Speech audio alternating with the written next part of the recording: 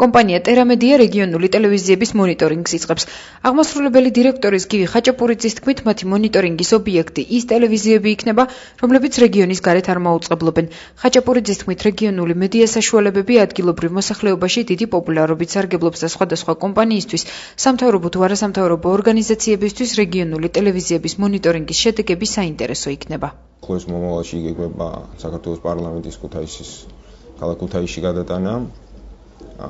ადგილობრივ ტელევიზიებს გაცილებით უფრო დიდი რესურსი ექნებათ და შესაძლებლობა ექნებათ იმისა, რომ სიუჟეტები მოამზადონ უკვე ადგილზე, იმიტომ რომ ტერიტორიულად უფრო მარტივად მისადგომია და აქედან გამომდინარე ეს მნიშვნელოვანი იქნება